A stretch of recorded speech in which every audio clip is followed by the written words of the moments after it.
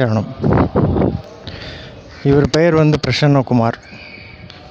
இவர் கோயம்புத்தூரை சார்ந்த ஒரு மாத்துவ பிராமின். இவருடைய தாத்தாவுக்கு நடந்த ஒரு மகிமை. 1950களில் கோயம்புத்தூரில் பெரிய பணக்காரர்களில் ஒருவராக இருந்த அழகப்ப செட்டியார் அவர்கிட்ட பார்த்திங்கன்னா இவருடைய கொள்ளு தாத்தா கார் டிரைவராக வேலை பார்த்துட்ருக்காரு. அப்போது இவங்க பிராமின் குடும்பம் அப்படிங்கிறதுனால அழகப்பா செட்டியார் அவங்களுக்கு வீடு, நிலம், கால்நடை, இந்த மாதிரி கிணறு, இந்த மாதிரி நிறையா வசதி வாய்ப்புகளோடு கொடுத்து அவங்கள அங்கே குடி வச்சுருந்தார். அப்போ ஒரு முறை அந்த அழகப்பா செட்டியாருக்கு உயிருக்கு ஆபத்து நேரக்கூடிய ஒரு தீராத ஒரு வியாதி ஒன்று வந்துட்டதுனால அவங்க எல்லா டாக்டர்ஸையும் அழைச்சி பார்த்துருக்குறாங்க. டாக்டர்ஸ் எல்லாம் இந்த ட்ரீட்மெண்ட் ஒன்றும் பண்ண முடியாது அப்படின்னு சொல்லிட்டாங்க.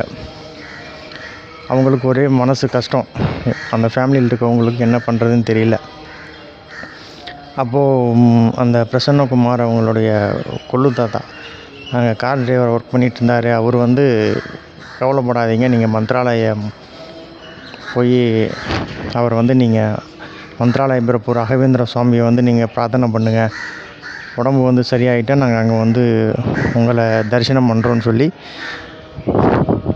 ஒரு பிரார்த்தனை பண்ணிக்கோங்கன்னு சொல்கிறார். அவங்களும் அதே போல் ராகவேந்திர சுவாமியை மனசார வேண்டி பிரார்த்தனை பண்ணுறாங்க.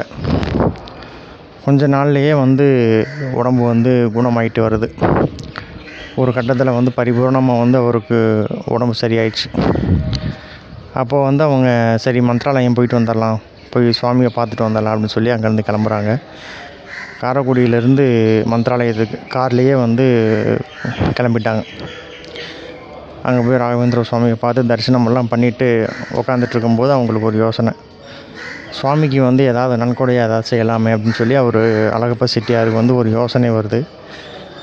அப்போ அவர் சரி சுவாமிக்கு வெள்ளி தேர் ஒன்று நன்கொடையாக கொடுத்துடலாம் அப்படின்னு சொல்லிட்டு அழகப்பா செட்டியார் மடத்துக்கு ஒரு வெள்ளி ரதத்தை நன்கொடையாக கொடுத்துருக்கார்.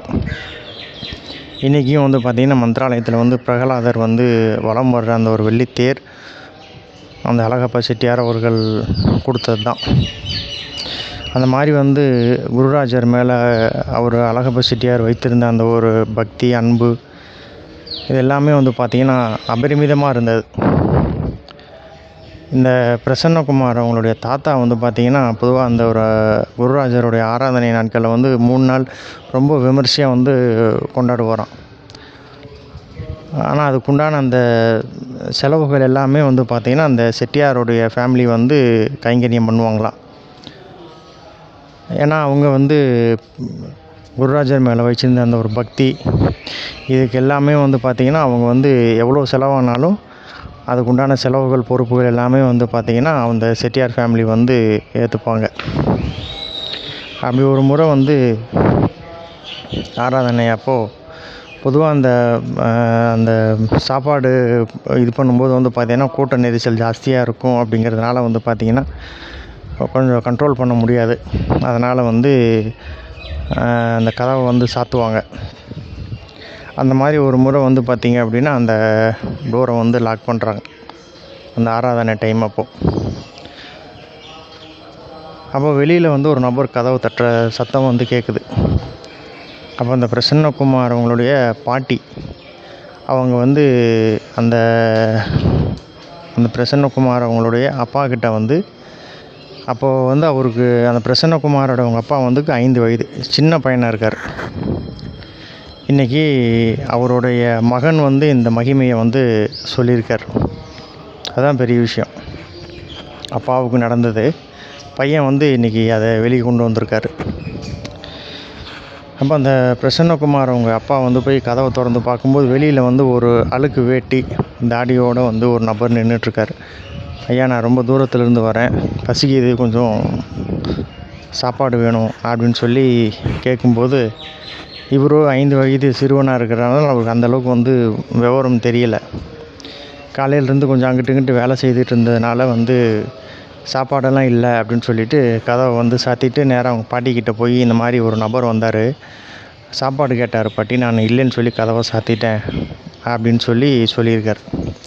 உடனே அவங்க பாட்டி வந்து அவங்கள சத்தம் போட்டுட்டு, அப்படிலாம் வந்து சொல்லக்கூடாது அப்படின்னு சொல்லி கண்டிச்சுட்டு நேராக வந்து கதவை திறந்துருக்காங்க. அவர் அங்கேயே தான் நின்றுட்டு இருந்திருக்கார்.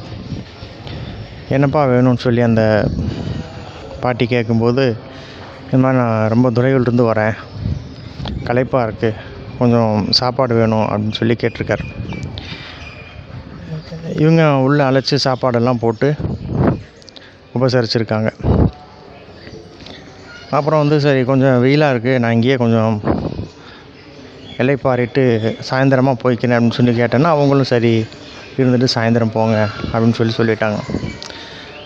அப்போது இந்த பாட்டி வந்து அந்த பிரசன்னகுமார் அவங்க அப்பாவை கூப்பிட்டு, இனிமேல் இந்த மாதிரி வந்து செய்யக்கூடாது அப்படின்னு சொல்லி கண்டிச்சுட்டு, நீ போய் அந்த பெரியவருக்கு வந்து பாத சேவை செய் அப்படின்னு சொல்லியிருக்கிறாங்க. அவரும் வந்து நேராக அந்த பெரியவர்கிட்ட போய் அந்த கால் அமுத்தி விட்ருக்கார். அவருக்கு கொஞ்சம் டயர்டாக இருந்ததுனால அந்த பெரியவரும் அப்படியே தூங்கிட்டார். இவரும் இந்த கொஞ்சம் சின்ன பையனாக இருந்ததுனால அந்த கால் அமுத்தி விட்ட டயரில் இவரும் தூங்கிட்டார். சாயந்தரம் நேரம் ஆயிடுச்சு. எழுந்து பார்க்கும்போது வந்து பார்த்திங்க அப்படின்னா அந்த பெரியவர் வந்து அங்கே இல்லை. அந்த பாட்டி வந்து சரி ஈவினிங் நேரமாச்சே, கொஞ்சம் காஃபி வச்சு கொடுக்கலாமே அப்படின்னு சொல்லி வந்து பார்க்கும்போது அந்த பெரியவரை காணோம். உடனே அவர் அந்த சின்ன பையனாக இருந்து அவரை வந்து எழுப்பி, எங்கே அவர் பெரியவர் எங்கன்னு சொல்லி கேட்கும்போது, நான் பார்க்கல அப்படின்னு சொல்லியிருக்காரு. அக்கம் பக்கத்தில் விசாரிக்கும்போது இந்த மாதிரி ஒரு பெரியவர் போனதை பார்த்தீங்களான்னு கேட்கும்போது அவங்களும் வந்து இல்லை நாங்கள் பார்க்கல அப்படின்னு சொல்லிட்டாங்க. அந்த பெரியம்மா வந்து பார்த்திங்க அப்படின்னா சரி கதவை திறந்துட்டு போயிருப்பார், இந்த பையன் கூட திறந்து விட்ருக்கலாம், தூக்க கலக்கத்தில் கூட நம்ம மறந்துருப்போம் அப்படின்னு சொல்லிவிட்டு அவங்களும் வந்து அது ஒரு கேர்லெஸ்ஸாக விட்டா. அன்றைக்கி இரவு வந்து பார்த்திங்கன்னா ஒரு கனவு வருது அந்த பாட்டிக்கு. நீங்கள் இந்த மாதிரி ஒவ்வொரு வருஷமும் வந்து பார்த்திங்க அப்படின்னா அந்த என்னுடைய ஆராதனையை வந்து சிறப்பாக வந்து கொண்டாடுறீங்க, ரொம்ப காலமாக செய்துட்ருக்கீங்க. அதில் வந்து எனக்கு ரொம்ப மன திருப்தி. நிறையா பேர் வந்து அன்னதானம் போடுறீங்க, ரொம்ப மனநிறைவாக இருந்தது. அதுக்காகத்தான் வந்து நான் வந்து இன்றைக்கி சாப்பாட்டுக்கு வந்திருந்தேன் அப்படின்னு சொல்கிறார். பெரியவர் வந்து ரொம்ப சந்தோஷம் அப்படின்னு சொன்னோன்னே அந்த பாட்டிக்கு வந்து பார்த்திங்கன்னா ரொம்ப மகிழ்ச்சி. அப்போது கனவுல வந்தது வந்து பார்த்திங்கன்னா ராகவேந்திர சுவாமிகளே தான் வந்திருக்காரு. அப்போ அன்றைக்கி வந்து சாப்பாடு கேட்டது வந்து பார்த்திங்கன்னா அவர் தான் நேரடியாக வந்து சாப்பாடு கேட்டிருக்காருன்னு சொல்லிவிட்டு அவங்களும் வந்து அவங்க ஃபேமிலிகிட்ட எல்லாருக்கிட்டேயும் சொல்லி ரொம்ப வந்து மன நிறைவாயிட்டு அவங்களுக்கு. அப்போது அந்த பாட்டி வந்து சொல்கிறாங்க, நீங்கள் சேவை செய்தது, பாத சேவை செய்தது வந்து ராகவேந்திர சுவாமிக்கு செய்திருக்க அப்படின்னு ரொம்ப மகிழ்ச்சியாக வந்து சொல்லியிருக்கிறாங்க. இப்போ பிரசன்னகுமார் அவருடைய அப்பாவுக்கு நடந்த மகிமையை வந்து சொல்லும்போது, எங்கள் அப்பா வந்து தெரிஞ்சோ தெரியாமலோ, அவர் தெரிஞ்சு செய்தாரோ தெரியாமல் செய்தாரோ, குருராஜருக்கு வந்து அவருடைய பாத சேவை செய்து ஒரு பெரிய ஒரு பாக்கியத்தை வந்து உண்டு பண்ணியிருக்கார் அப்படின்னு ரொம்ப ஒரு மன நெகிழ்ச்சியோட மன நிறைவோடு வந்து அந்த பதிவை வந்து போட்டிருந்தார். அதாவது சாப்பாடு இல்லை அப்படின்னு அவர் தெரியாமல் அந்த ஒரு நடந்த ஒரு செயல் தான். ஆனால் அதை அவர் பெருசுப்படுத்திக்காமல் எப்பேற்பட்ட ஒரு அனுகிரகம், எப்பேற்பட்ட ஒரு பாக்கியத்தை வந்து அந்த குடும்பத்துக்கு வந்து ராயர் செய்திருக்கிறார் அப்படின்னு பார்க்கும்போது ரொம்ப ஒரு வியப்பான ஒரு செயல். எந்த ஒரு காலகட்டம் வரும்போது யாருக்கு எப்படி அனுகிரகம் பண்ணணும் அப்படின்றது வந்து குருராஜர் கண்டிப்பாக வந்து செய்வார் அப்படின்றது இந்த ஒரு நிகழ்வு வந்து ஒரு சாட்சி.